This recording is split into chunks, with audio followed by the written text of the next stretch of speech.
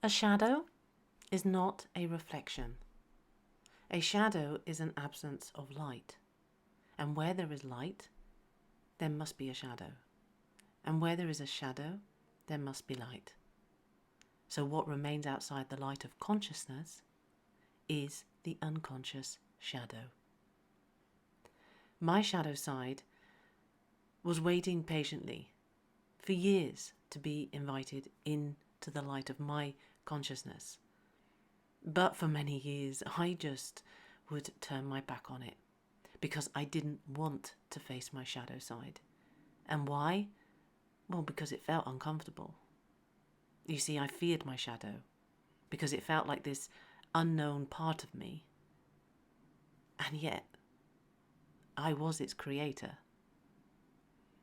And as a child, just like all children, I always just wanted to do what I believed I needed to do to be loved, to be seen, to be heard, either by my parents, my grandparents, teachers, peers. But in doing so, I unknowingly shut parts of myself down. And piece by piece, I just placed them kind of like in a box. And I closed the lid. And I just put them somewhere on the not so good shelf. But I've come to see that my shadow side is a part that held space for all and any of my unloved, unseen, misunderstood and uncared for parts of myself.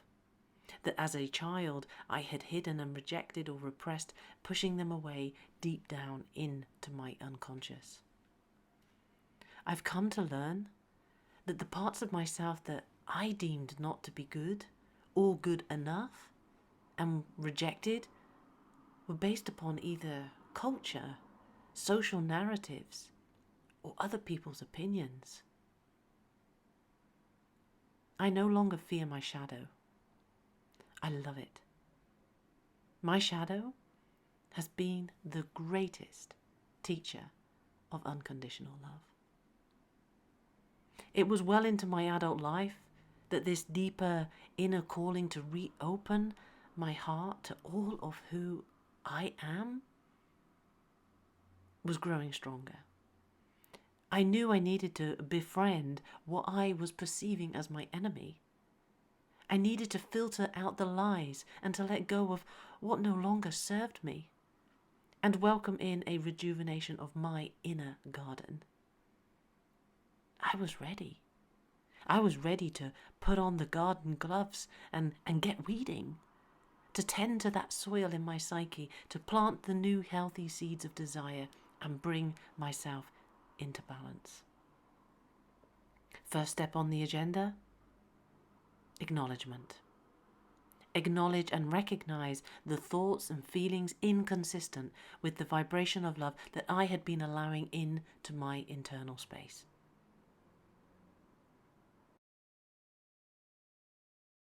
And yeah, while the world could be cruel, and my school friends at the time could hurt me by just out of the blue not speaking to me anymore, or saying cruel things, or not being my friend for no real understanding why, what I had done wrong, just like children do at that age.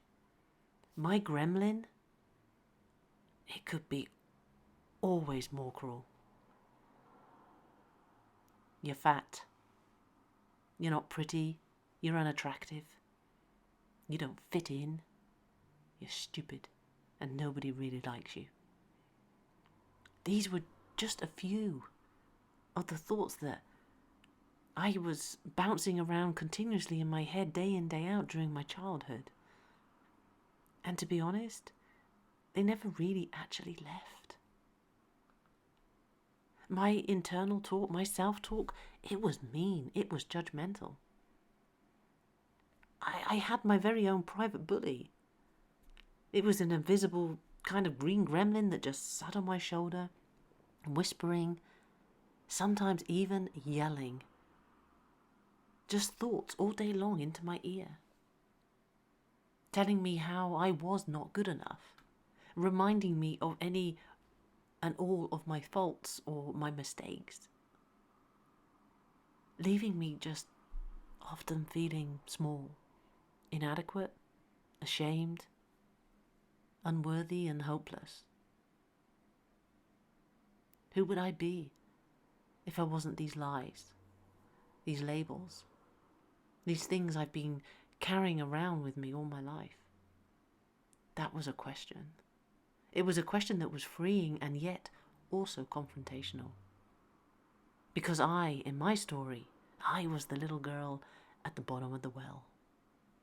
I was the unwanted, the unloved, just in the way, a problem.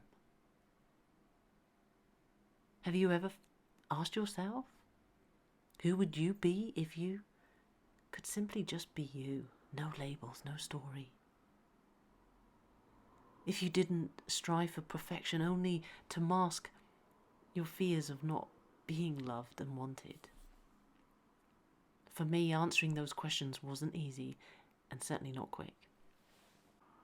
It's been a slow, steady pace of unpacking and revealing who I am when I stop believing in the lies that I tell myself and releasing the behaviors that I know are toxic to my personal inner growth. And to name but a few, have been around people pleasing, being judgmental to myself and to others, playing it small, keeping quiet, withdrawing, arguing just to be right. My first step to acknowledge and recognize my negative thinking patterns began with challenging each negative thought that I would recognize that would rise up. And I would then separate the emotion from the reality, because this helped me to understand that my perception of things are not necessarily the way things really are. And it helped me to refocus my thinking towards helpful thoughts. So when I was experiencing a low mood, which I just couldn't shake off, then I could step back, and then I would become curious about that thought. It was taking a different approach. You see, I held myself accountable. It was my job, no one else's. And like me, you too are the only person who can identify when you are thinking negatively. And in taking that first step, I started to notice thoughts such as, I'm not a good parent. It was a thought that plagued me during all of my children's childhood. But it was taking that moment just to pause and to recognize it as a negative and then label it so. And then I would just set that thought aside.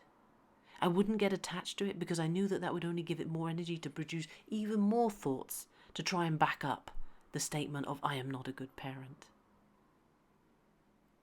And instead I would refocus and I would continue with doing whatever I was doing. And sometimes it worked really well and it would just fizzle out. But there were other times that I struggled. As if I was trying to push this ball underneath the water and it would just keep popping back up no matter how hard I tried. And so I found myself in this game of just trying to keep the thought down, away. It was just a game of resistance. But the more I practiced, let me say it again, the more I practiced, I started to recognize when I had fallen into the resistance game. And I would then visualize myself just letting go and allowing the thought to be there in my mind. Only now, instead of attaching to it, I would challenge it. I would ask the thought, is this true? Show me the real solid facts. Or I would consider, well, would I respond to a loved one who shared this negative thought with me? Would I tell them to believe in such a thought that, yeah, that's true? You see, More often than not, we are our own worst enemies. We are our harshest critic. And what we tell ourselves is often a lie. Because we become accustomed to telling ourselves untruths. And why? Because it's easier. You know, it takes courage to find the truth amid the lies and to find our authentic voice when others maybe would prefer that we were silent. Your past, it may contribute to who you are, but never, never does it define who you are.